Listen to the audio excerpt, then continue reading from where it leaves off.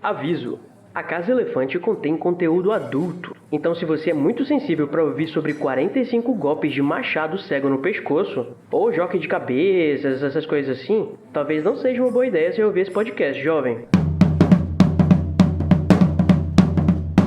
Olá, boas-vindas à Casa Elefante. Puxa uma cadeira, pede um café e vem discutir a obra de J.K. Rowling capítulo a capítulo com a gente.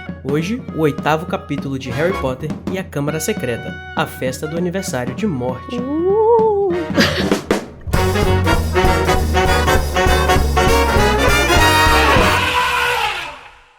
Alerta de spoiler. Nossos episódios sempre levarão em consideração os acontecimentos de todo o cânon do mundo bruxo. Então, se você ainda não sabe quem foi que escreveu Com Sangue na Parede, vai ler os livros, vai, por favor. Eu sou o Junior Code e estou chateadíssimo porque eu peguei essa maldita gripe sazonal, como vocês podem ver pela minha voz, e não tem poção de pimenta da Madame Pomfrey que resolva. E eu tô aqui com a Carol, que tava treinando o quadribol na chuva, né, Carol? E deixou o chão todo melado, todo cagado, né?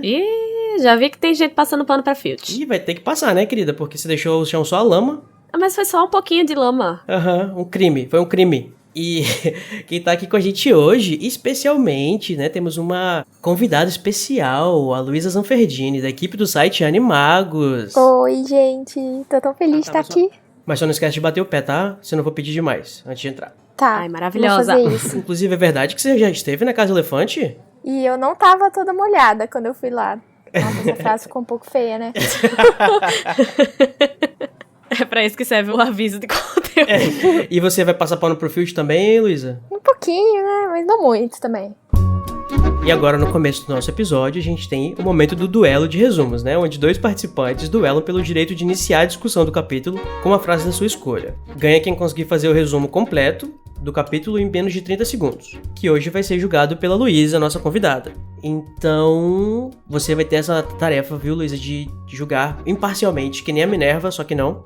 que Olha, respeita a minha fada. A fada da justiça, né? O nome dela é Minerva, inclusive, por causa disso. Olha, eu confesso que eu tô aliviada, que eu só vou julgar. Eu tô muito nervoso aqui. Você vai querer o que, Carol? Par ou ímpar? Ímpar, sempre. Olha aí, aquele que foi o desprezado, né? O par ganhou. Humilhado foi exaltado. Humilhado foi exaltado. Então, eu acho que eu quero começar dessa vez. Certo. Agora, o Code vai resumir esse capítulo 8, a festa do aniversário de morte, em 3, 2, 1, valendo. Ai, meu Deus, o que acontece? O Harry, ele é um sem consideração do caralho, que não bate o pé antes de entrar, deixa tudo melado, tudo cagado no caminho. Ele encontra com o Nick no corredor, o Nick tá tristinho. O Nick convida o Harry pra um aniversário de morte dele, o Filch aparece e flagra o Harry cagando tudo pelo caminho e quer punir ele pra servir como exemplo, meio que assim. E aí o Pirraça quebra o armário sumidouro, distrai o Filch. O Harry descobre que o Filch pode ser uma logro ou uma coisa que não tem muita magia. O Harry e o Ron e a Hermione vão no aniversário de morte do Nick. Acabou. Conhece a Mortique Gêmea. Não! Se te consola, tu vai ganhar. Meu Deus, quando eu tô jogando parece que o tempo não passa, e quando a gente tá participando parece que é muito rápido, né? Sim, eu tava tipo assim, nossa, até que é bastante tempo. Pra mim eu tava na metade dos 30 segundos aí. Então, Carol, seja preparada pra resumir o capítulo 8 de Harry Potter e a Câmara Secreta em 3, 2, 1, valendo. A temporada de chuva chegou, junto com a gripe sazonal, que tá pegando todo mundo. O Harry tá jogando quadribol na chuva. Ele entra no castelo cagando todo o piso de lama, e o Filch vê e quer dar um castigo exemplar pra ele, que não consegue, porque o Nick quase sem cabeça é o rei dos planos infalíveis e evita que isso aconteça. Logo depois ele promete que vai pro aniversário de morte do Nick. Então, saindo dessa festa, eles... nossa, foi muito mal. Infelizmente o Code ganhou. Infelizmente não, né? Felizmente, nossa, coitado. Tá te gongando mesmo. Nossa, Coitado. estão ganging up on me. Os dois foram bem. Melhor do que eu teria conseguido. É bondade sua.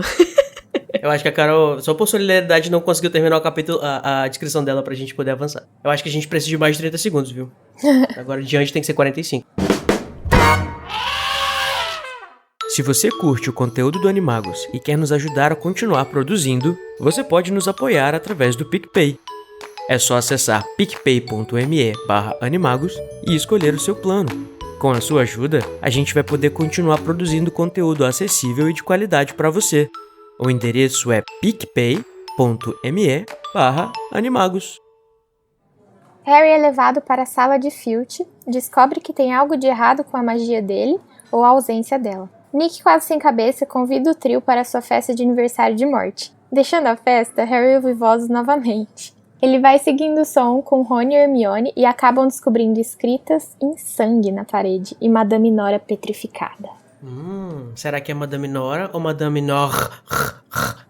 Deus me livre. Madame Nora. Então, Cody, já que tu ganhou, qual é a frase que tu vai escolher pra começar a discussão da gente hoje? Ai, deixa eu ver. Eu acho que a gente pode começar então pelo que a gente não falou no capítulo, no resumo, que é a parte mais importante do capítulo, que é o final. Detalhes. Eu tô aqui pensando aqui sobre a sequência das coisas que aconteceram desde que a Câmara Secreta foi aberta, né? Porque a gente termina o capítulo com a frase, né? Que é o que eu quero começar o capítulo, que é a frase mais importante, eu diria, do capítulo, que é: a Câmara Secreta foi aberta. Eu queria discutir com vocês como que isso aconteceu por debaixo dos panos, né? Já que a gente tá aproveitando pra fazer uma releitura, pra gente imaginar o que tá acontecendo nos bastidores, que o Harry não sabe. Que seria tudo, aquelas. Né? Por exemplo, a primeira coisa que eu acho que aconteceu na sequência, né, desse ano, da questão da Câmara Secreta, foi o Lucius colocando o diário no cadeirão da Gina, lá no Beco Diagonal. Que ninguém percebeu, mas tinha lá um easter eggzinho que aconteceu rapidinho. Gina também tava catando as galinhas, né? Perto da cabana de Hagrid no capítulo das lesmas. Ah, é mesmo, né? Naquele negócio que fala que a Gina tava por ali, né? Então, o Hagrid fala que ela tava toda desconfiada, né? Uma atitude suspeita. Olha, a JK responde até de quem leu, minha filha. JK, rainha dos ovos de Páscoa. E no começo do capítulo, a Gina também tava pálida, já. Ah, é verdade. Quando eu tava falando do negócio da gripe, né, na introdução do episódio, é porque Hogwarts meio que tá sofrendo tá tendo um surto de gripe ou alguma coisa do tipo, pra dizer que eu imaginava quando eu tava lendo, né, que era só pra contar a passagem do tempo. Que é uma coisa tipo como o Quaron faz no filme, sabe, com o Salgueiro Lutador. Só que aí depois eu fiquei pensando, tudo que ela coloca geralmente tem um propósito, até as coisas que a gente nem imagina. Qual que seria o propósito da gripe? E é pra mostrar que a Gina tava pálida, né? E porque ela já tava lá aí abatida, mexendo com as coisas do Tom Riddle. E eu acho que também, nesse ponto, ela já deve ter aberto a Câmara Secreta e já escreveu um negócio lá com sangue na parede, né? Então, nesse ponto aí, do começo do capítulo, eu acho que ela ainda não escreveu com sangue. Eu também acho que não. O capítulo começa antes da festa de aniversário, né? Tanto é que... Isso. Aparentemente, quando eles encontram a passagem escrita, né? Harry escuta a voz do basilisco falando: sinto cheiro de sangue. E pra ter o cheiro de sangue, tem que estar o sangue fresco. E ele fala assim: pintado em palavras de uns 30 centímetros que refugiam a luz das chamas das tochas. Pra ele brilhar, ele tem que estar fresco. Então, assim, então você acha que ela foi aconteceu muito isso rápida. Durante o baile de Halloween? Durante o baile de Halloween. Durante a que era hora quando o da Harry festa. tava com o pessoal lá na festa do Nick. Exatamente. Acho que faz sentido, porque tava todo mundo ocupado lá comendo as guloseimas de Halloween, que deve ser uma festa que... Tipo, deve ser aquele rolê que todo mundo de Hogwarts vai, né?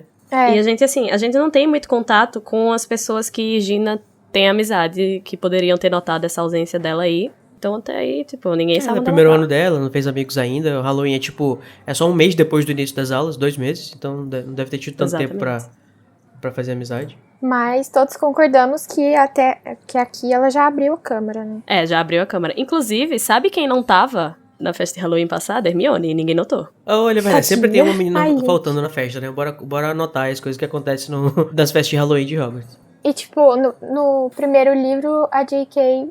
usou o Halloween pra trazer o primeiro vilão, né? Olha aí, já tá repetindo as práticas. Vamos notando esse padrão aí. Fica de olho no Halloween do ano que vem pra ver o que vai acontecer. E vai coisa acontecer justamente sobre isso. Fique de olho. Né? Se vocês pararem pra pensar, é estranho que o Harry não tivesse lembrado disso, mas no dia 31 de outubro, né, que é o Halloween, é justamente o dia da morte dos pais dele, né? Mas vai ver, ele nem sabe, né? Do jeito que os Dursley não contaram nada pra ele, não me admira. Eu imagino que ele não soubesse. E sabe quem mais morreu também no Halloween? Quem? Ele mesmo, Nick, quase sem cabeça. O aniversário da morte dele é no dia do Halloween, ou seja, ele morreu também no Halloween. A gente teve também o Trasgo nas masmorras, que foi, né, o Quirrell tentando passar pelo fofo. Eu acho que é isso que a Luísa tava querendo dizer quando ela disse que o Halloween é o momento de mostrar o vilão começando a seguir os seus planos. E aí, tipo, tem um monte de coisa, né? Por exemplo, eu disse que ia acontecer no próximo livro, né? Spoilers, né? Vai ter o Sirius tentando entrar na Grifinória. Eu acho que não é nem tentando, acho que ele consegue, né? Ou não? Ele só rasga o quadro. É, ele consegue. Minha memória está Sabe, um pouco... sabe o que eu tô vendo aqui também na minha bola de cristal? A seleção dos campeões de um tal torneio aí. Ou seja, alguém mexeu nesse cálice, né? Alguém. Se você sempre tem que ter uma suspeita quando for Halloween, porque coisas ruins vão acontecer. É, mas nem tudo é ruim, tá? Não? E o Harry recebeu a vassoura dele, a Nimbus 2000. Ai, é mesmo, né? Olha, É nem só tudo uma é injustiça, tristeza. mas não é uma coisa que a gente pode considerar ruim. Aquele... da Minerva, que é a rainha da justiça que comete injustiças. Pare com isso. Eu vou apanhar da Carol aqui. Voltando então à questão do que acontece no Halloween contemporâneo, né, do livro, a gente percebe que tem a JK muito astuciosinha, né, querendo despistar a gente, coloca mais uma vez o nosso Red Herring, né, o nosso ruivo Harry. Pra quem não sabe, um Red Herring é tipo uma ferramenta de escrita que os escritores usam pra desviar a atenção da gente. Pra fazer a gente achar que alguma coisa é alguma coisa, mas na realidade tem outra coisa que tá acontecendo no fundo que a gente não tá prestando atenção. Que essa pessoa nesse livro vai ser, né, no caso o livro passado era o Snape, né? Quando na realidade era o Quirrell que tava fazendo tudo. E nesse livro vai ser o Draco, né? Vocês vão ser os próximos sangue ruins. A gente acha que o Draco é o herdeiro da Sonserina, até porque, né, gente, vamos combinar, ele tava muito suspeito ali naquele lugar, falando o que ele disse. Ele cita o que tá escrito na parede, né? Ele fala assim, inimigos do herdeiro, cuidado. Aí tipo, você fica, bom, você pediu pra ter um alvo na sua costa. Eu sempre ficava confusa quando eu assistia o filme, principalmente porque eu assisti muito nova, né? E o Draco falava essa frase, o Charles, o dublador, falava de um jeito que parecia... Não sei, ficava estranho, parecia que ele falava, tipo assim, inimigos do herdeiro, cuidado, vocês serão os próximos sangues ruins. Tipo, parecia que ele tava falando que eles seriam os próximos sangues ruins, sabe? Não, Sim. eles seriam os próximos, vírgula, sangues ruins. E aí Tá eu vendo, ficava gente, como é muito importante... confusa. Tá vendo, gente, como é importante separar o vocativo da frase com vírgula? Nossa, Sempre. demais. Mas sabe o que aconteceu com o Draco? O coisa. O quê? Não me chama de Draco, tá, amiga? Pelo amor de Deus. Me Desculpa. chama de qualquer coisa menos de Draco. Ele ficou com o alvo nas costas. Ah, eu sabia que ia falar esse negócio. Amiga, não, aceita. Eu não vou falar costas nunca, tá? Não tem nem entonação, não tem nem como falar essa palavra. Gente, não é muito estranho. Ele fala costa. Costas. Nas costas. Não, vai ser da eu costa falo. mesmo. Era só um bullying regional. Eu não podia deixar passar essa coisa. É porque, pra quem não sabe, eu estava visitando Carol recentemente e ela ficava mexendo o saco com esse negócio da costa. Toda vez que eu falava de costa, era costas. E o editor vai tirar isso com certeza. Eu não tenho nem dúvida. Eu também tenho dúvida, mas a gente tenta. Enfim, né, Carol? Vai ser eterno essa... Toda vez que eu Vai. falar costa, ela vai me corrigir e eu vou continuar falando costa. É verdade. Mas isso É o nosso, prova é a o nossa nosso, grande amizade. isso, O nosso exatamente, jeitinho. nosso little game. E sabe quem mais gosta de joguinhos? Diga aí. O Harry Potter. Ai, Achei que você ia poxa. falar o Nick quase sem cabeça. Também, mas ele não pode participar dos joguinhos, né? Mas já a gente chega no Nick. O Harry tava nos seus joguinhos, né, de quadribol. Que o Sidney Bonitinho, adora. muito puto. Jogando Que bolinha. o Sidney adora. Brincando com bolinha com 4 bolas, né? Que ele é muito... uma bola é muito sem graça, tem que ser 4. Ele é muito multifunção. Com certeza, imagina, gente, o Harry no meio de um jogo de quadribol, enfim. Tá chovendo, né? Também tem essa questão que é importante pra dizer que é uma época de chuva, não só pra dizer que a Gina tava pálida, mas que o Harry vai ficar todo cagado quando ele estiver jogando quadribol. E aí ele fica todo molhado, Toda babada. todo cagado, cheio de lama quando ele vai voltando pro castelo. Esse menino, esse garoto exemplar de magia, que não sabe usar um feitiço pra se limpar, não tem um pingo de consideração. Um adulto lendo é diferente, né? Eu fico pensando, Harry, meu filho, bata o seu pé no tapete antes de entrar no castelo. Pelo amor de Deus, tem pessoas que limpam esse castelo. Ou pelo menos, né, você já aprendeu impérvio, você já aprendeu feitiço de limpar, então faça, meu filho. Aí ele vai e sai cagando tudo com as pegadas dele lá pra cima, lá pro 7º andar. Imagina o rastro Ai, meu Deus. de lama que Rastro ele de deixou nesse merda. castelo. Que ele deixou Pra uma no pessoa que já castelo. tem o que fazer, né? Que é o Filch, tadinho do bichinho. Esse episódio eu vou passar pano. Eu acho o Filch uma figura muito triste. Ele é assim, ele é triste em todos os aspectos. Exatamente. Ele tem um destaque, né? Especial nesse capítulo. Eu acredito que a inclusão dele aqui, a JK colocou pra gente meio que imaginar que a pessoa que tá responsável pela abertura da Câmara Secreta não gosta de pessoas que têm baixa habilidade mágica ou malogros. Embora o Harry talvez não conheça muito bem a questão dos malogros e tal. A gente vai descobrindo junto com o Harry. Mais ou menos, né? Porque na realidade, eu não sei se descrito desse jeito, mas o Ron fala pro Harry no trem, se eu não me engano, que ele tem um tio que não tem magia. E que ele é um contador. Vocês lembram Sim. disso? Você Ele lembra não disso, chega Carol? Ele fala só que ele não chega a chamar nomes, né? Dizer com todas as palavras, mas ele diz assim, eu tenho um tio que é contador. E é isso. Mas vocês concordam comigo que talvez o objetivo de a JK ter escrito essa parte foi pra mostrar que a pessoa tava tentando atacar o Filch tentando chegar no Filch por ele ser um malogro? Sim, só que isso não fica claro nesse capítulo aqui. Fica claro depois, quando o próprio Filch, ele fala, foi ele. Ele pegou a minha gata porque ele sabe que eu sou um malogro. E qual que é o nome da gata? Madame Como é que Nora. vocês leem? Eu li a Madame Nora e eu queria morrer porque eu morria de aflição. Morro até hoje, né, na verdade. Eu já falei que eu gosto, né? Então eu leio como Madame Nora, pra imitar o ronronar. O ronronar. Eu sempre li, tipo assim, eu ficava imaginando, por que essa mulher, por que a pessoa que escreveu isso aqui colocou desse jeito? Aí eu sempre também dava uma estendida no R, mas eu não imaginava por quê. Aí depois que eu entendi a questão do ronronar, porque era uma criança mais lenta, assim, nesse sentido, né? E toda vez que eu leio, eu dá vontade de falar Nora também. Eu acho Eu acho legal. É que eu sou do interiorzão, né? Eu quase engulo R. Então, eu li a Nora. Vocês falam porta naturalmente. Nossa. Quem fala com retroflexo que lute. A gente do Norte e Nordeste, né, Carol, não sofre esse mal. Retroflexors que lutem. Reflexors. Amo. Enfim, o Filch tá muito puto nesse capítulo, porque ele pegou a gripe, né? Inclusive ele tá usando uma scarf escocesa na cabeça, imagina. Última moda na Escócia. A última moda na Escócia. E ele tá puto, né? Provavelmente porque ele também deve estar falando que nem eu, assim, com o nariz meio tampado. Será que ele não tomou a poção da Madame Pomfrey que ela menciona no começo? Certamente que não, Então, né? será que funcionaria nele? Eu acho que sim. Por ele Pelo ser fato de ele malogro? ser um malogro? Ah, tá, gente. Pra quem não sabe o que é malogro, se você escuta o Caso Elefante, a gente já falou sobre isso, mas se é a sua primeira vez, malogro a gente tá utilizando essa palavra porque o alternativo a ela, que é o que tá nos livros, né, na edição da Roku, é aborto, que é uma palavra que, né, vamos combinar, não é de muito bom gosto, né, embora realmente a palavra tenha que ser uma slur, como é que fala, uma ofensa, não precisa também trazer pra esse jeito, né, Lia? Não precisa ser ofensa pra gente, né? Só Não precisa ser ofensa pra eles. Pô, cara. Mas malogro é como as pessoas traduziram a legenda e eu acho que a dublagem também do Animais Fantásticos. Então é como, vamos dizer assim, o que há de mais atual no português de Harry Potter. É a nossa ABNT, Casa Elefante. Que seria uma pessoa filha de pais bruxos que nasceu sem poderes, né? Pelo menos um pai bruxo, né? E eu tava me perguntando isso de se a poção funciona no Filch pra ele ser malogro e tal, porque mais pra frente a gente vê que a poção polissuco não funciona no Hagrid, que é um meio gigante, né? Então, mas a treta da poção polissuco é que a poção polissuco ela não deve ser usada pra cross species, como é que chama? Sim, tá, entendi. Entre espécies diferentes. E Hagrid, ele é um híbrido, querendo ou não, de humano e gigante. Eu sinceramente acho que a poção funcionaria sim no Filch, como do mesmo jeito que funcionaria com um trouxa. Trouxa, tu acha que funcionaria no trouxa? Então. Olha, do Então mesmo quer jeito dizer que os bruxos monopolizam a cura pra muitas coisas, eles não entregam pros trouxas porque eles são cuzões? Do mesmo jeito que poção do amor funciona em trouxa, toda poção deve funcionar. É verdade. Não, mas é que eu lembro que no Animais Fantásticos, quando o Jacob é mordido pelo mortisco, né? O Newt vai lá e fala, a sua fisiologia é diferente dos bruxos. Ele então, fala mas aí... É porque assim, eu acho que aí talvez ser... a defesa dele seja um pouco mais fraca. Mais porque fraca, ele não O efeito Mas do acho veneno pode ser mais forte. Aham. Então, eu acho que funciona assim, mas assim, vocês veem o Filch chegando na Madame Pomfrey e pedindo poção pra gripe?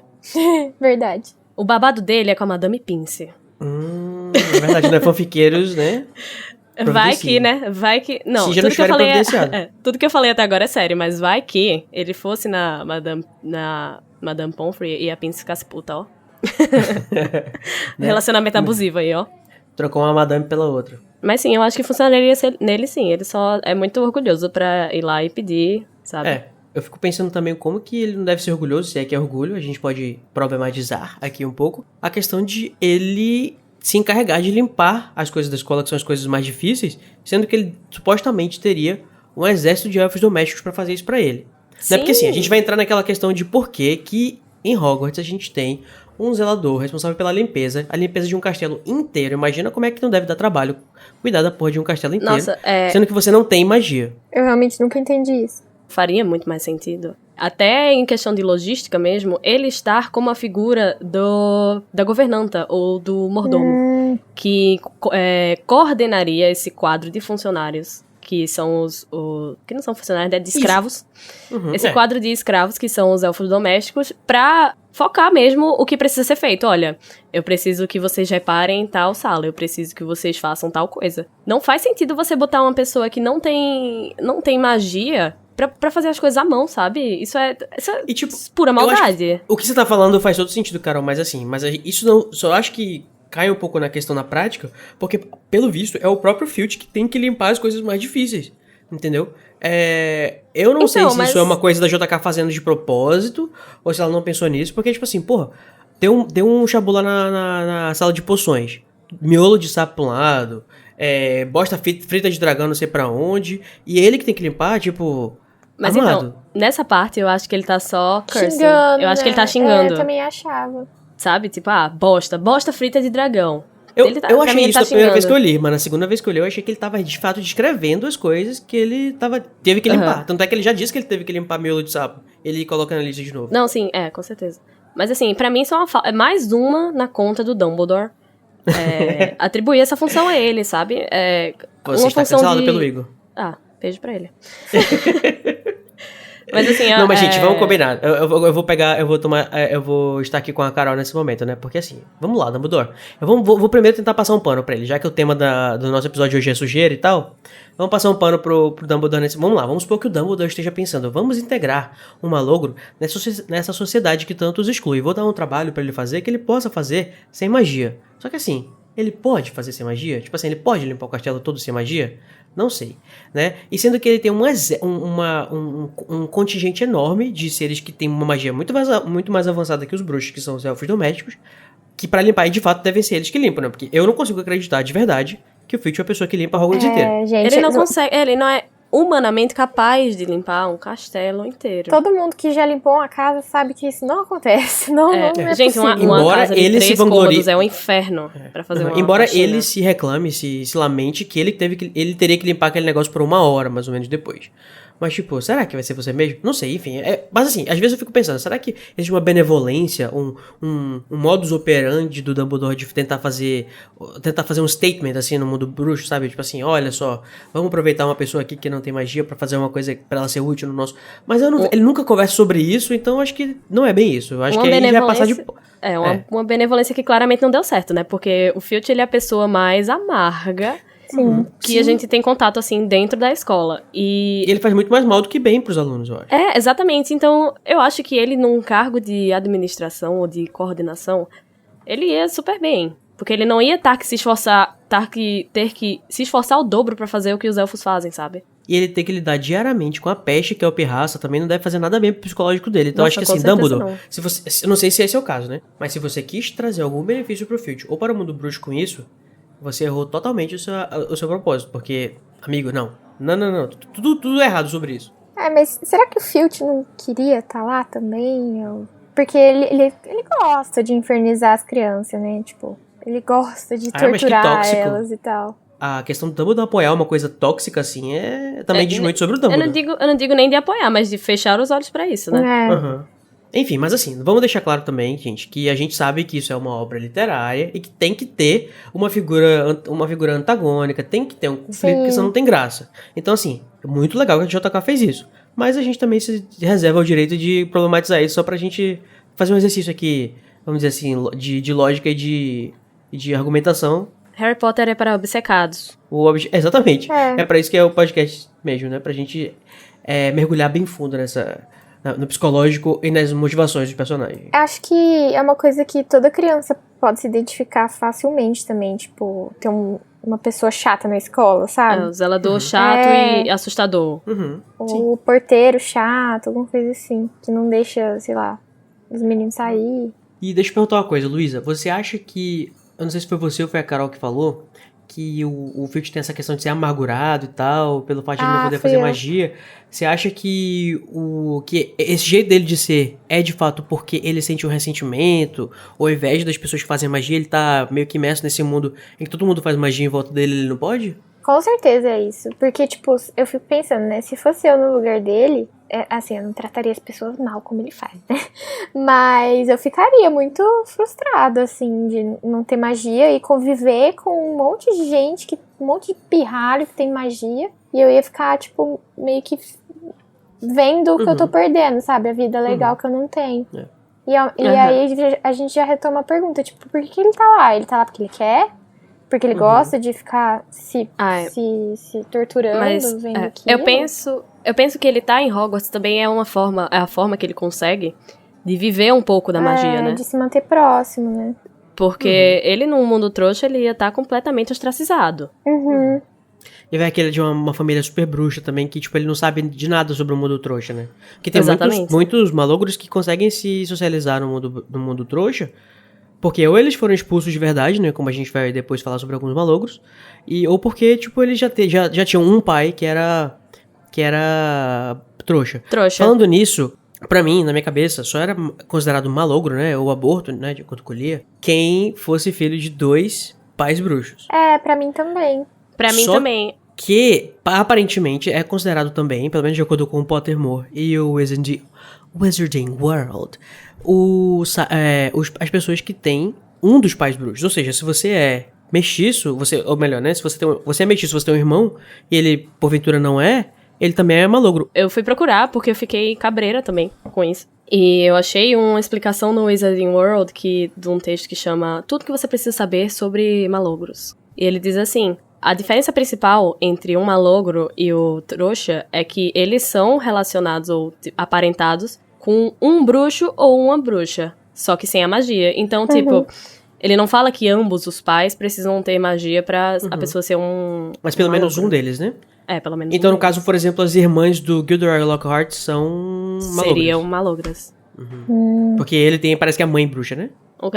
Até explica, assim, explica não, mas dá mais um motivo pra ele ficar se pavoneando por aí. Tá, entendi. Então não determina se você tem um irmão bruxo, sim se você tem um pai ou uma mãe. É importante lembrar também que malogro ou não, esse termo é uma construção social, né, do mundo bruxo, porque eles são iguais a trouxas. O que muda é esse parentesco aí. Todos os nascidos trouxas têm algum ancestral mais antigo que tem magia, então, querendo ou não, né, todos os seres humanos que têm alguma ancestralidade bruxa que não desenvolveram magia seriam malogros. Então, mas só que na realidade é só uma forma de você... No caso, descenderiam de um malogro. Rotular, né? Rotular. Excluir essa pessoa. Excluir e tratar de uma forma pejorativa, né? Que a palavra malogro, né, em inglês squib, inclusive trazer uma curiosidade aqui pra vocês, é meio que referência a uma... Como é que vocês chamam? Eu não sei no lugar que vocês moram, mas aqui em Manaus a gente chama bombinha de foguete. A gente chama foguete, né? Bombinha, aquela que você acende na festa junina e tal. Quando ele não funciona, a gente fala que ele falhou, por exemplo, né? O famoso falhou. Exatamente. Tem gente que fala que ele gorou e tal. E em inglês, gorou quando você... em inglês, quando ele não funciona, a gente chama de damp squib, que é como se fosse um foguete molhado que ele não consegue funcionar. Então, tipo, tem tudo a ver com magia, né? Porque tem as faíscas e tal, e tem a questão da expectativa, então eu acho, inclusive, eu diria que eu acho que a palavra malogro tem alguma raiz também parecida com a questão do foguete, mas eu não pesquisei especificamente pra saber de onde que traduziram a palavra malogro. Sim, até a palavra, a primeira tradução, né, que a Lia fez, também tem esse sentido, a palavra de aborto, porque é algo que estava acontecendo, mas foi abortado, interrompeu-se. Mas, assim, quebrou alguma expectativa, exatamente, era uma coisa que você não estava esperando. Tem esse clima pesado, né? Mas aborto, A palavra malogro, ela, por significação, ela tem o sentido de ausência de lucro ou de sorte, de dano ou prejuízo, falta de sucesso. Aborto é bem mais pesado, né? Então a palavra malogro existe na língua portuguesa, ela não é um Existe. É igual a um revés, sabe? E disso aí você tira como que a comunidade bruxa vê essas pessoas, né, como que elas, assim, se você vem de uma família bruxa, você tem pelo menos um pai bruxo, eles esperam naturalmente que a criança tenha magia pra você poder, né, enfim, ir pra Hogwarts, desenvolver magia, ter uma vida que, como eles acreditam que é a vida interessante pra eles, e aí a criança não nasce com magia, você fica, putz, então aí as pessoas começam a ostracizar, e muita gente não quer ter um malogro na família. Na tradução em português, eles usam até um termo que eles não falam. Eles falam que não é um aborto só, eles falam que é um bruxo abortado. Que aí a gente já vê como dá esse sentido de os pais esperarem que aquele filho vai ser um bruxo, mas acaba não sendo. Uhum. E a gente conhece alguns malogros famosos, né? Que tem que são mencionados, sim. né, em toda a obra. Como, por exemplo, o cara que era da seleção de rugby. Tem até uma história interessante pra vocês quiserem pesquisar. Tem aí no Pottermore, então no Wizarding World, que é a história do... Como é que é o nome dele? É do Angus Buchanan. Ele era filho de 2 puruçangues e viveu no século XIX. E ele escreveu um livro, que é A Minha Vida como um Malogro, Aham, esse aí. desmistificando um pouco esse tema na comunidade bruxa, né? O Pob, ele chegou até a ir pra Hogwarts, ele chegou a entrar no castelo, mas assim, na hora da seleção, o Chapéu disse que ele não era capaz de fazer magia, o Pob. Gente, imagina. Mas assim, gente, ele era de uma família que era muito grande e, tipo assim, muito era influente, o pessoal né, bem, também. muito influente, um pessoal bem conservadorzinho, assim, bruxo, sabe? Tipo, e ele não desenvolveu habilidade mágica quando criança, só que os irmãos meio que acobertavam, os irmãos eram parça dele. Aí, tipo assim, eles fizeram mó treta pra ele chegar em Hogwarts, tipo, falsificaram a carta dele. Sim, Ele se meteu na compraram frente de os alguém. materiais e Compraram os tudo. materiais, ele fingiu que a varinha dele tinha escolhido ele. E aí, quando ele chegou na hora da seleção, ele se meteu na frente de alguém que tinha sido chamado. E aí, o Chapéu falou, né, gente, desculpa aí, amigão, você é um cara legal, mas magia você não tem. Boa sorte na sua vida. Não vai rolar. Eu me pergunto como é que ele via Hogwarts, se ele chegou a ver o castelo ou se ele viu as ruínas que os trouxas veem. Bom, se ele é um aborto, ele vê, né? Porque, se ele é um malogro, ele vê, né? Porque o Filch vê. É tipo feitiço Fidelius, eu acho. Porque se você sabe que Hogwarts tá lá, você consegue ver ela, eu acho. Então, vamos fazer um teste, botar um trouxa em Hogwarts? Eu me voluntario. Eu também. Eu também.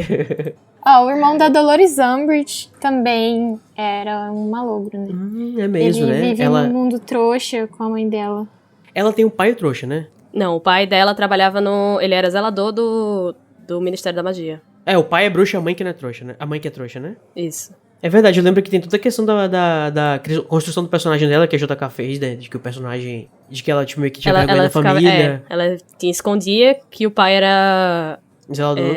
Zelador. Isso aí. E provavelmente que a mãe era trouxa também, né? Por isso que ela foi atrás do medalhão, né? Pra ela poder se encobrir. Isso. Como se fosse uma herdeira de Sonserina. Sim. Nossa, que filha da puta. Não de Sonserina, mas ela disse que é uma Puro relíquia de sangue. família e tal. De uma família puro sangue. Minha memória está me falhando nesse momento. Porque são Muitas coisas. Muitos personagens, muitas coisas. Também tem ele, claro, né? O próprio Filch.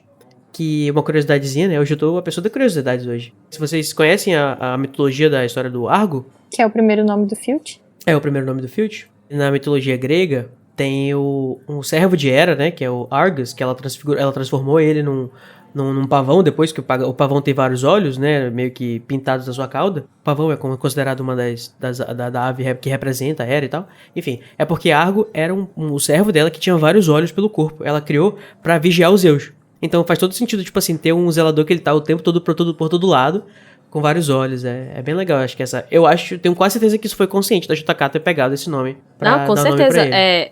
Filch, ele sempre tá onde tem sujeira, onde alguma coisa de errado aconteceu, ele sempre tá lá. E quando ele não tá, quem tá é a fiel delegada dele, a senhora Nora, a Madame Nora. Delegada, né, Ilha? Mas eu gosto dessa palavra, porque ela dá esse sentido de realmente ele delega a função a ela. A função de procurar quem tá fazendo coisa errada, onde tem bagunça, e avisar ele quase como uma familiar, né? Como a gente até já comentou. Acaba fazendo sentido, mas, gente, a palavra que tem em inglês, né, é deputy, que é como se fosse assistente ou o próximo no comando. E aí ele ia traduzir como delegada. A Carol acha que foi uma boa tradução, porque dá outro sentido da ideia de uma pessoa que cuida do crime e que tá ali sendo delegada e tal. Eu achei meio arrelia, assim, essa parte. O Filch, a maioria das vezes que ele aparece, é mais como o tio chato que fica em cima das crianças, não deixando elas fazerem bagunça, né? Não é tanto de sujeira. Por mais que, sim, ele tenha esse papel, acho que a maioria Falando em das sujeira, vezes... o sobrenome dele, que é Filch, né? Lembra um pouco filth, também em inglês, que significa sujeira. Sujo e tal, que tem tudo a ver com tanto a aparência dele, que tá sempre suja, quanto o trabalho dele, né, que é zelar e cuidar da limpeza. Mas também a palavra filch também existe em inglês, né, filch mesmo, do mesmo jeito que é escrito o nome dele, e que significa, tipo, roubar ou pegar rapidinho uma coisa sem ninguém perceber. Que acho que faz referência à questão de ele sempre estar confiscando as coisas dos alunos e tal. Tipo, quando ele pega o mapa do Maroto. Ah, inclusive a própria JK, né? Que vocês sabem que de vez em quando ela gosta de desenhar. Ela já fez altas ilustraçõezinhas com o traço dela de alguns personagens, alguns rascunhos e tal.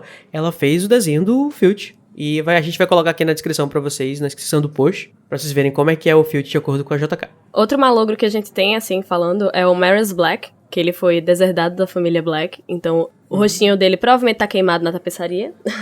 E ele era tio-avô de Sidious e Regulus. Tem também os irmãos Turkel, que foi um caso raríssimo onde pais bruxos geraram 7 filhos malogros. Nossa, é muita coisa. Imagina que decepção. Eles falam, tem mais um filho, agora vai, não é.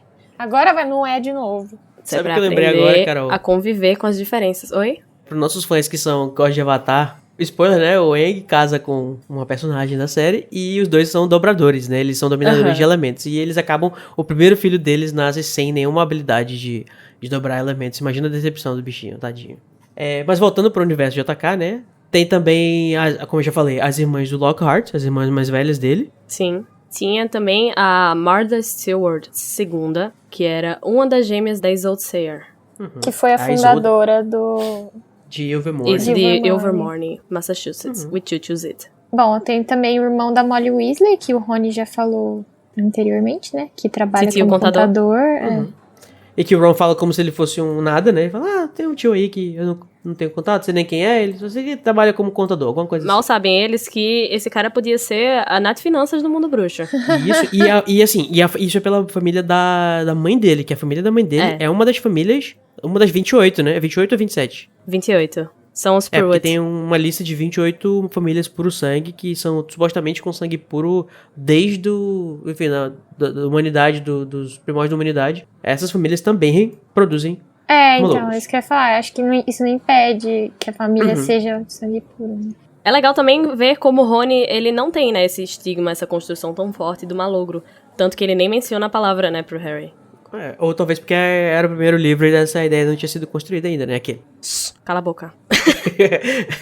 Não, tô brincando. Mas faz sentido mesmo, porque o Ron nunca fez nenhum tipo de discriminação racial. A família dele é bem mente aberta, né? Sim. Eu acho que sim. Eu acho que ele até tem mais probabilidade de ter um filho bruxo. Pode ser, né? Que ele tem, querendo ou não, ele tem magia no sangue. Ele só não... Levando em consideração que talvez o gene da magia... Eu gosto de pensar que ele é um gene recessivo. Você, pra manifestar esse gene, você teria que ter 2 alelos, que teriam que vir do pai e da mãe. Então, às vezes o malogro é uma pessoa que um dos pais teria, e ele tem recessivamente, ele tem um alelo, mas ele não tem ele duplicado, que é como ele precisaria estar pra você... Ser um dominante. Não pra ser dominante, mas pra aparecer. Pra ele... tá. Eu tinha a impressão de que era dominante, só que se fosse dominante, ele nunca seria passado adiante. Nunca ia ter. Ele tem que ser um gene recessivo. Então, se eu tiver recessivamente e eu me casar com uma pessoa que tem recessivamente e ter um filho, e esse filho... Nossa, que conservadora se eu casar com a pessoa. Aquelas. E eu tiver esse filho que ele pegar esses 2 alelos, ele vai sim externar, ele vai sim se mostrar, esse gene. Mas lembrando que como tem recessivamente, o filho pode não ter também. Então você acha que é um azão-azinho? Eu acho que o malogro é um azão-azinho. E Luísa, o que você acha sobre isso? Eu não entendi nada. Eu só tava pensando que, na minha cabeça, eu comparo, assim, bem entre aspas, com pessoas que têm nanismo. Anões podem ter filhos que não são anões, e pessoas que não são anãs podem ter filhos anões. Então, se eu não me engano, é gene recessivo também. Eu não sei como é que é a configuração genética do danismo, então. Mas eu acho que é azão-azinho também. Não é azão-azinho. Tipo, no caso, ele seria... Pra a pessoa ter o nanismo, ele teria que ter azinho-azinho. Pra o gene recessivo se mostrar, ele tem que aparecer duplicado. É o caso das pessoas que têm albinismo, por exemplo. Às vezes, os 2 pais, eles têm o gene azão-azinho, só que aí o filho nasce azinho e a pessoa nasce albina, entendeu? Mas a gente já tá se entrando demais então nessa seara. Vamos bola pra frente. Aqui a gente já tem 3 tópicos. Bolas pra frente. Bolas pra frente, né? A gente já falou sobre as pessoas que são... faltou só ela, a Arabella Fig, né? Que é muito importante, que vai aparecer. Já aparece, inclusive, desde o primeiro livro. Olha aí, JK, pra quem disse que JK não pensou há 20 anos. Sobre a questão dos malogros serem essa parcela da população que os bruxos não sabem muito bem o que fazer com eles, se eles integram, se eles excluem, que a gente já até conversou um pouco antes sobre isso em outros capítulos, mas eles têm começado a ganhar mais espaço no mundo bruxo mesmo há pouco tempo, né? A gente tá em 92 agora, né? Como a gente vai saber. Inclusive nesse capítulo a gente descobre qual ano que a gente tá da história. Mas alguns, sei lá, poucos 20 anos atrás que começaram as lutas dos malogros por direitos, né?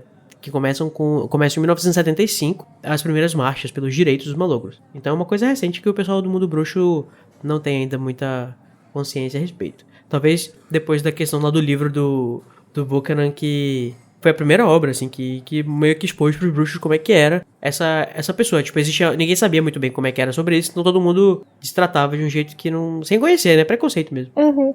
Nessa época também teve outras lutas, né, por direitos, né? A gente teve... A Marcha pelos Malogros foi em 75, né? Mas eu sei, por exemplo, do Stonewall, que aconteceu em 69, né? Pelos direitos LGBT. Foi um marco meio que começou, vamos dizer assim, o início. Eu não sei se a JK se inspirou nisso, mas... Essa é uma época de muitas revoluções e pessoas procurando seus direitos. Faz todo sentido, né? Uma população. Eu não sei se é uma quantidade muito expressiva no mundo bruxo. Só sei que é tratado como uma raridade. Mas que começaram a se organizar é bem legal. Dá um salto de fé na humanidade. Sim, pode ser um paralelo aí, né? Que ela fez. Uhum. E além dos malogros em si, tem também bruxos que têm baixa habilidade mágica, né? E pra eles tem uma coisa que a gente descobre nesse capítulo, que é o feitiço expresso, né? O Quick Spell. Eu acho esse nome fantástico, gente. Qual? Em português ou em inglês ou os dois? Os dois, Feitiço Expresso. Mais em português. E eu fico me perguntando, né, até que ponto será que isso funciona, né? Porque eles prometem mundos e fundos na propaganda que o Harry lê clandestinamente lá da gaveta do Filch. Nossa, não, pra mim é a Tech Pix do mundo bruxo, não tem outra. Eu penso igual a vocês, assim. Então aqui está determinado que Feitiço Expresso é só uma pega-trouxa. Literalmente. Praticamente, literalmente, né? Pega malogro.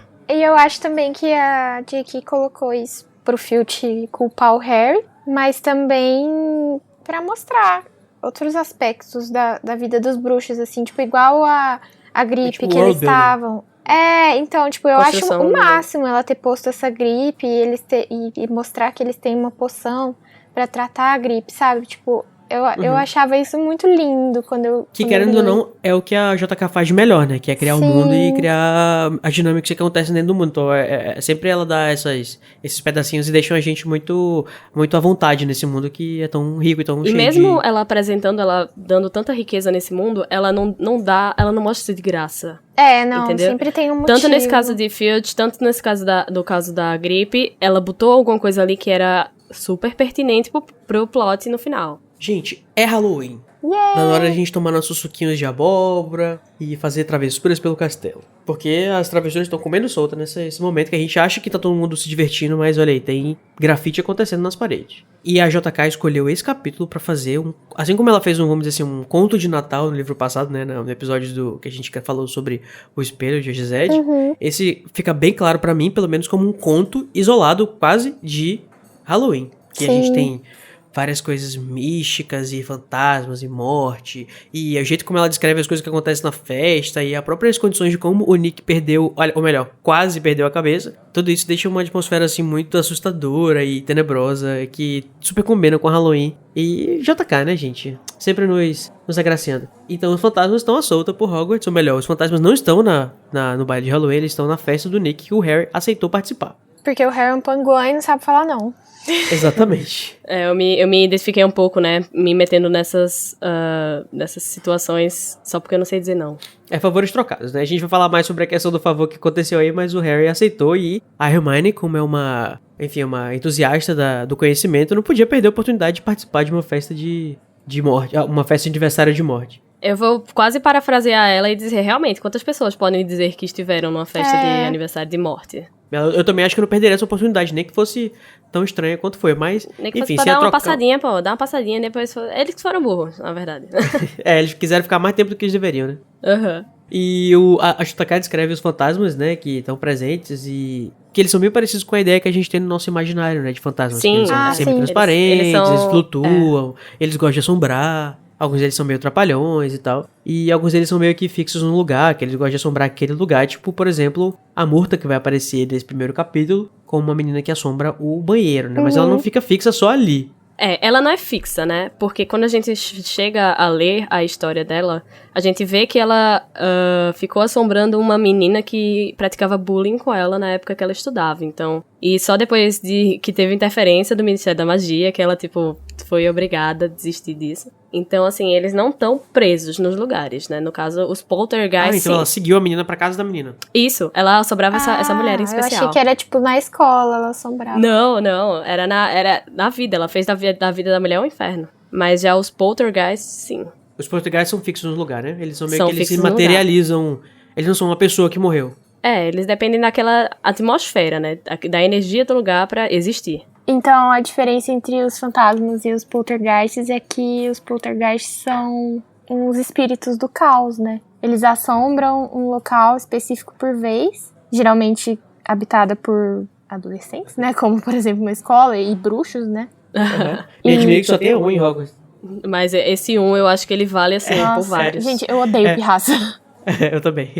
Mas ele é conhecido como o poltergeist mais desordeiro do mundo, da Grã-Bretanha inteira, então... E mais notável também. Então, eu adoro ele como recurso narrativo.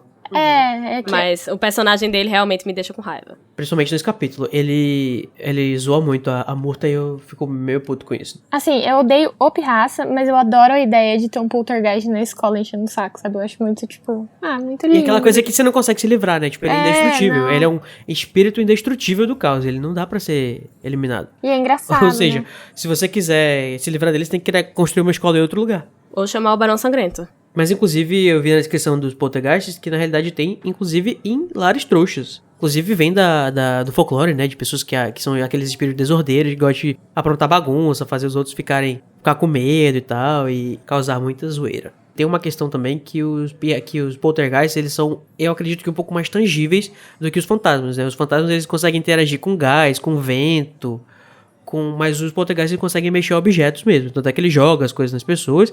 E ele é o responsável por... Agora o quê? Quebrar o armário dos sumidouros, né? O lado dele que tá em Hogwarts. Ou seja, no fundo, o Pirraça e o Nick são os responsáveis por atrasar a entrada dos comensais em Hogwarts, né? Palmas para Pirraça e para Nick quase sem cabeça. Palmas pro Nick quase sem cabeça, que foi o mandante do crime. Que fez o Crabbe ou o Goyle, eu não lembro, ficar preso durante meses dentro do armário. Foi o Montague. Outra diferença que é bem importante falar, né, dos poltergeists e dos fantasmas é que os fantasmas, eles são impressões de pessoas que já viveram, mas os poltergeists não, eles nunca estiveram vivos. Eles surgem realmente dessa energia brincalhona, né, que está num lugar que, tipo, uma escola cheia de criança pronta pra aprontar. Eles vão ser classificados, né, como não seres, né, parecidos, por exemplo, como dementadores, bicho-papões. Isso. Que você pode até ver que eles estão todos relacionados a emoções. É verdade, né? Um traz meio que a tristeza, outro traz o medo. Será que existe um inside-out divertidamente dos seres da... Inside-out Chernobyl, né? Inside-out Chernobyl. Exatamente. A gente ia até ver depois, né, o Harry procurando o Nick pra saber um pouquinho mais sobre a morte. E de novo, né, Nick vai dizer que só os bruxos são fantasmas. E, assim, são pouquíssimas pessoas que têm essa coragem ou falta de coragem Ou falta e de noção. deixar uma impressão de si mesmo pra trás, né? E geralmente acontece com quem tem medo da morte. Eu tava me questionando quando tava fazendo a pauta se a questão de você não ficar pra trás era o medo da morte. Muita gente tem medo da morte, né? Eu imaginava que mais gente iria optar em viver como fantasma. Mas agora, depois da nossa discussão, eu pensei que não. Acho que realmente poucas pessoas optariam ter essa semi-vida, enfim, né? Esse suplício eterno. Que é esse arremedo de vida, né, que é ser um fantasma. Eu até gosto de fazer uma abstração, assim, parando pra pensar um pouco mais e dar uma viajadinha, em pensar que o fantasma, ele pode ser o começo do ensaio da J.K. Rowling sobre como as pessoas que morreram continuam nos afetando, mesmo depois de ir, né, e depois ela vai ter um livro que é só pra falar disso, que é justamente o Casual Vacancy, que é o Morte Súbita. Sim, nossa, realmente. E também por causa da história dela, né? Tipo, de perder a mãe e tal. E isso influencia a história inteira dela, né? Do Harry, no caso. Ai, meu Deus, gente, eu senti um friozinho aqui. Será que um fantasma passou por mim ou será que é o calafrio desse assunto que é sempre tão halloweenico? Gente, eu sempre morri de medo de fantasma, mas quando eu leio eles, em Hogwarts, eu acho tão engraçado. Aham. Acho que define muito o próprio Nick, né? Porque ele é o primeiro fantasma que a gente apresenta, que a gente é apresentado, e ele justamente é essa pessoa meio desengonçada que, enfim, Super né? cortês, né? Super Bem cortês, simpático. aham. Inclusive, vamos falar sobre ele, né? Pode entrar Sir Nicholas de Mimsy Porpington. Ai, Eu amo esse maravilhoso. nome. Aham. Também. Logo que o Harry dá de cara com ele, né? É descrito, né? Eu acho que é a primeira vez que o Nick é descrito nesse livro, pra quem tá pegando pela primeira vez, como transparente, como fumaça. Isso vai ser importante lá na frente. JK já tá, olha aí, ó, plantando sementinha pra usar depois a questão da semi-transparência do Nick. Fala também, né, que Harry ele consegue enxergar a lua e a noite por trás do Nick. E eu acho que é mais incisivo ainda. Nossa, sobre essa JK importância que o rainha. Nick vai ter. Esse capítulo inteiro é uma grande semente. O Nicholas, ele não era só esse fantasminha que a gente conheceu, não, né? Ele chegou a estudar em Hogwarts, mais ou menos 500 anos atrás, mais um pouquinho, né? E quando ele era adulto, ele era da corte do rei Henry VII, né? Ou Henrique VII. E sabe por quê? Vocês sabem por que ele foi executado? Não. O pobre, Eu sei porque eu... ele tentou fazer a Carol Lima, ou o Igor Moreto, Ah, e foi tentar endireitar os dentes da Lady Grieve. ele era ortodontista, Carol. Só que ele não era um ortodontista muito bom, né? Porque ele errou e ele deu presas longas a ela e por isso que ele foi condenado à morte. Gente, condenaram o Nick à morte porque ele errou um feitiço de ajeitar dente. Ou seja, vão no dentista. Né? Vamos no dentista. Isso é bem o espírito da Idade Média mesmo, né? Coitado. Inclusive, a J.K. contou numa entrevista que no primeiro rascunho da Câmara Secreta, o Nick cantava uma música, tipo, lamentando que a cabeça dele tinha sido quase decepada.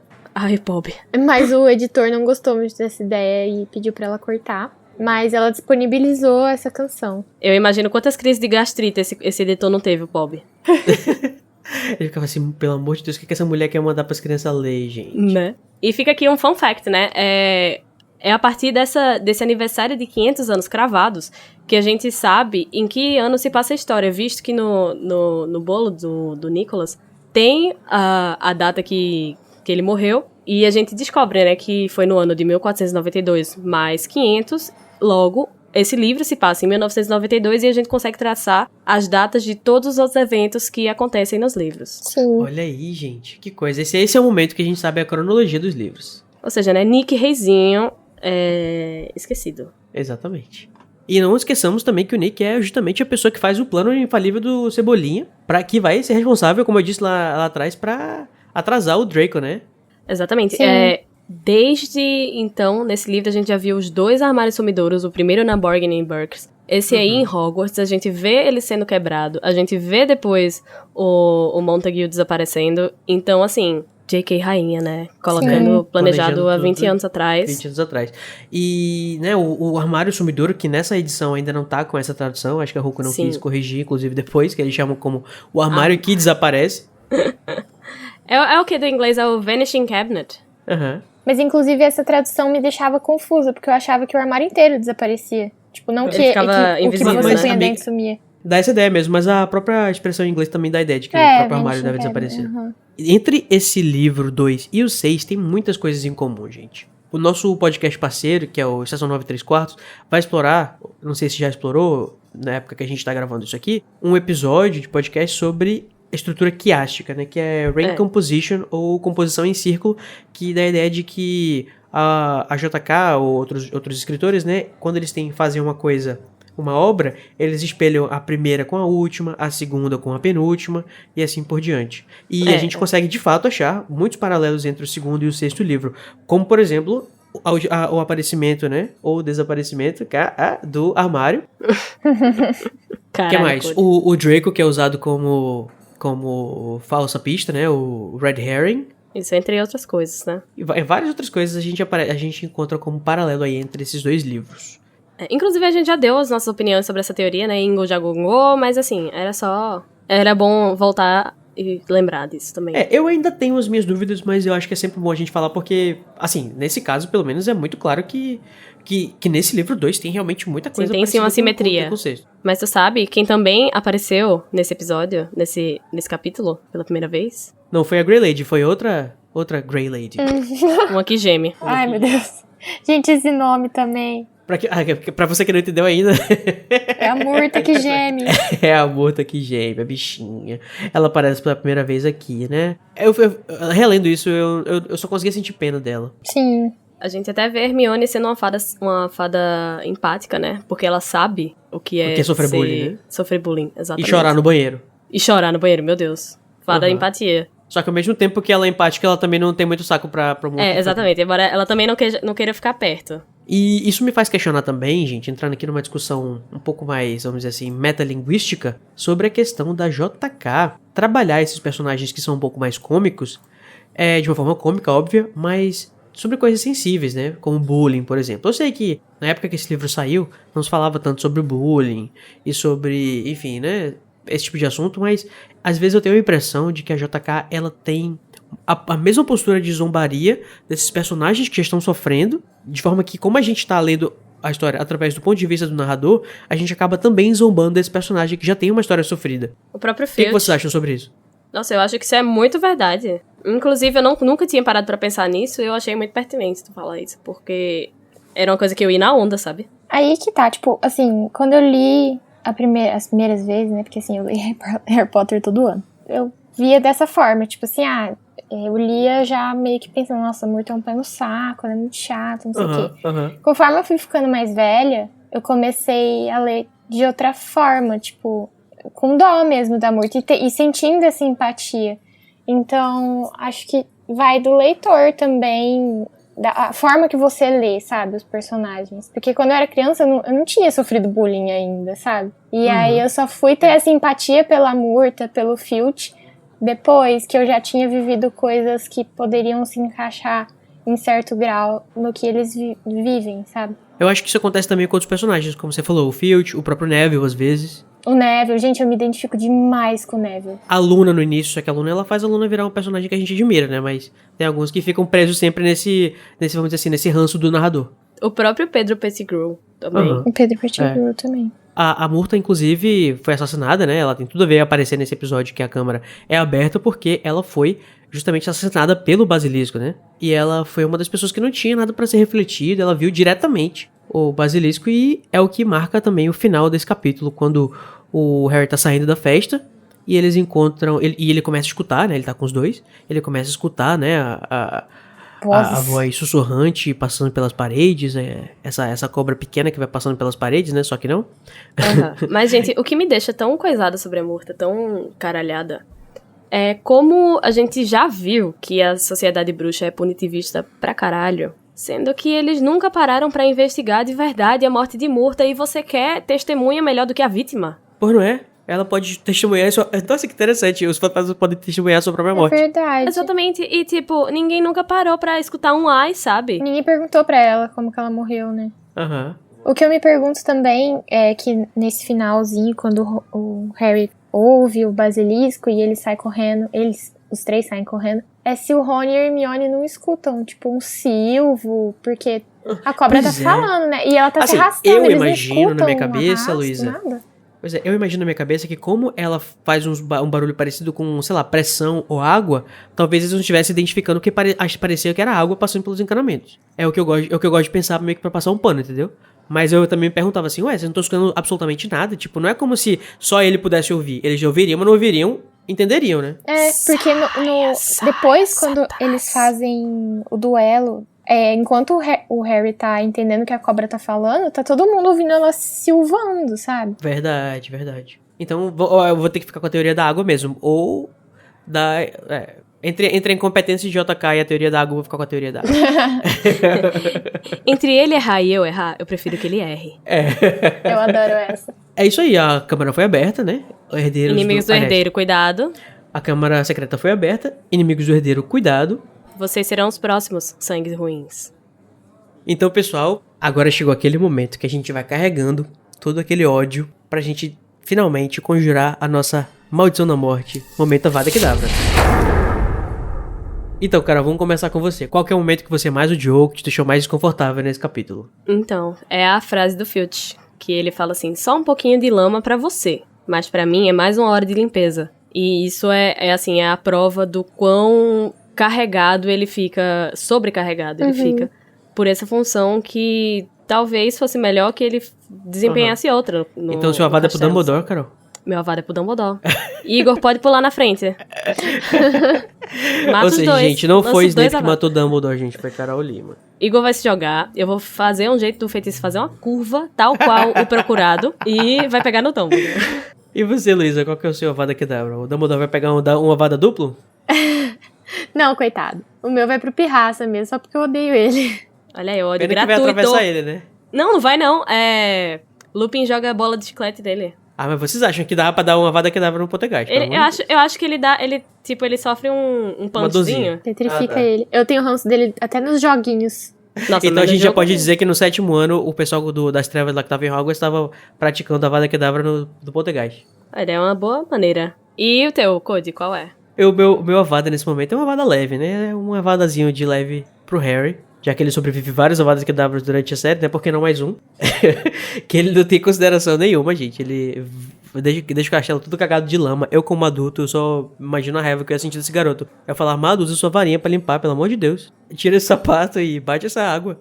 O meu é leve também, só que ele faz curva. Então vamos pro momento Expecto Patronum. O momento que dá quentinho no coração, que você pensa nas melhores memórias lendo e produz aquele patrono gostoso corpóreo, prateado, que irradia o ambiente. Ai, aquele primeiro gole num cappuccino, quando você tá morrendo de fome e de sede. Quando você volta todo molhado do treino de quadribol. De quadribol. Então, Luísa, qual que é o seu momento Expecto Patronum? Ai, infelizmente, assim, J.K. já errou várias vezes, né? Mas nesse capítulo ela simplesmente arrasou, eu acho. Então vai pra ela. A descrição que ela faz da sala comunal da Grifinória, gente, no comecinho, é a razão por eu amar a Grifinória. Assim, eu sou corvinal, mas eu amo a Grifinória só pelo jeito que ela descreve o quão aconchegante é, sabe? E a forma como ela construiu esse capítulo, tipo, começa de um jeito totalmente despretensioso e vai te guiando pro início da história, sabe? Pra questões que vão ser muito importantes lá na frente. Enfim, eu gosto muito desse capítulo. O próximo Avada de Luz, ele vai pra mim, que eu já gonguei a sala comunal da Grifinória em episódio. No episódio da Grifinória, inclusive. Eu amo muito. É só porque ela é a mais sem graça, né, de todas, assim, em comparação com as outras que não tem muita identidade. Eu não digo nem sem graça, é porque eu não ia conseguir descansar num lugar predominantemente vermelho. Sim. Faz sentido. Sem falar que também, pra você chegar lá, você tem que andar 7 lances de escadas, né?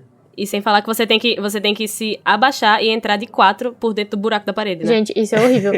Eu queria invocar essa imagem mental de Minerva entrando dentro da sala comunal. Pelo buraco na parede. Nossa, é Era verdade. só isso mesmo que eu queria falar. Eu me sentia confortável lendo, e pra mim a Grifinória representava muito isso, né? E o seu, Carol? Qual que é o seu? Então, o meu é o Nick quase sem cabeça, gênio do crime. Crime perfeito, sem suspeitos, aqueles. Que ele fala, convenci Pirraça a largá-lo, ele falando do armário sumidouro, bem em cima da sala de Filch. Achei que iria distraí-lo. Então isso pra mim meu Deus, é o creme do creme desse capítulo. Porque ele mostra como o Nick sem cabeça, ele mostra aquela lealdade grifinória, sabe? Tirando o passo dele do apuro ali. Então, pra mim, é o creme do creme. Mas eu tenho uma menção honrosa, que é quando o Filch chega, que Harry tá conversando com o Nick, e ele fala assim, que ele acompanhou o Filch pro andar de baixo, duplicando o número de pegadas de lama que ele tinha deixado no castelo. Ai, Harry, não tem noção. Ai, que ódio! Que ódio! Isso pra mim aqui é pura J.K. Rowling. É aquele humor, assim, que a gente ama. E o teu, Cody? Pra mim, aquele, né, o meu patrono é o capítulo todo, gente. Eu achei maravilhoso esse conto de Halloween que a JK criou, com toda essa atmosfera assombrada de fantasmas e coisas podres e, sabe, parede manchada de sangue, musicais. gato pendurado pelo rabo, e velas azuis que pareciam não queimar, e, enfim, Ai, velas sibilos azuis, pela parede amo. dizendo que vai te arrombar, que vai te... Vai te romper.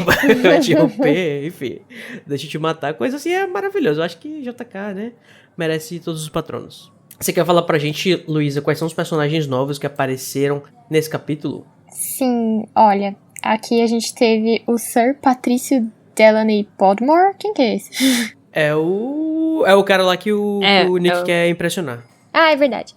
A Madame Z. Nettles de Topsham. Que é outro fantasma. São todos fantasmas. DJ Prode de Didsbury. Outro fantasma também. A Murta que geme e a Rainha Viúva. Todo mundo Então, fantasma. eu tenho uma Reli aí. Diga. Qual é ele? Qual é ele? É ótimo. Qual é, Carol? Então, em inglês, o nome dela é The Wailing Widow. Uhum. Que, né, dá essa ideia da viúva chorando, a viúva que lamenta. Uhum. E tem também uma repetição de sons aqui que a gente sabe que J.K. Ama. Gosto. ama. E pra mim fica muito nada a ver, sabe? Ela botar um título de nobreza no lugar, fica parecendo que ela tá falando de uma figura histórica específica, que inclusive existe uma rainha viúva, existe mais de uma, aquelas. Será que ela chorava? Não sei. Pode ser que sim, pode ser que não, pode ser que ela tenha matado o marido. Pode ser que ele tenha gerado isso da cabeça dela. Eu realmente não gosto dessa tradução aqui. Eu preferia muito que ela tivesse mantido porque ela nem manteve a aliteração, que é a repetição de sons, e nem manteve o sentido. Então, pra mim, ou um ou outro. Escolha. Uhum. E a gente só teve personagens novos fantasmas, né? Porque realmente a maior parte do Porque capítulo representatividade importa. Uhum. Já tem aqueles outros vários fantasmas de Hogwarts que foram mencionados também, né? Nessa festa. Como, por exemplo, o Frei Gorducho e a própria Murta. Sim, eles falam de um moço que carregava correntes. Eu achei super tendência. Uhum. E é isso aí, gente. Depois desse conto de Halloween, com todo mundo de coração gelado, terminando com essa figura do inferno, né? Frio. Da gata pendurada pelo rabo. E as paredes manchadas de sangue, né? O capítulo que eu gosto de chamar de O Aniversário de Quase Morte, porque minha cabeça não faz sentido nenhum. Tive experiência de quase morte, né? Sei lá, é porque eu confundo Nick Quase Sem Cabeça com Tá. Aniversário de Morte, aí junto as duas coisas e eu fico, o capítulo Aniversário de Quase Morte. E aí sai essa amálgama do capeta, né? Aham. O aniversário de quase morte do Nick Cabeça. Do Nick Cabeça.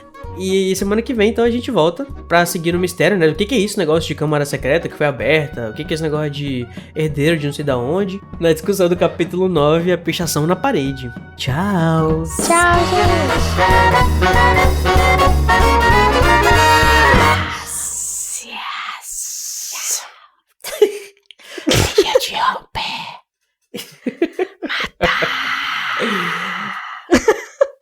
Esse podcast é produzido pelo animagos.com.br. A direção é do Igor Moreto e do Junior Code. A produção de pauta e a apresentação são de Luiz Felipe Rocha, Carol Lima, Danilo Borges, Larissa Andreoli, Nayara Sevciuk e Tamires Garcia. A edição e finalização é de Igor Moreto. A identidade visual foi criada pelo Edipo Barreto. A música tema, Song of India, originalmente executada por Ableton's Big Band, teve a engenharia e gravação pela Telefunken Electroacoustic e a mixagem foi por Igor Moreto.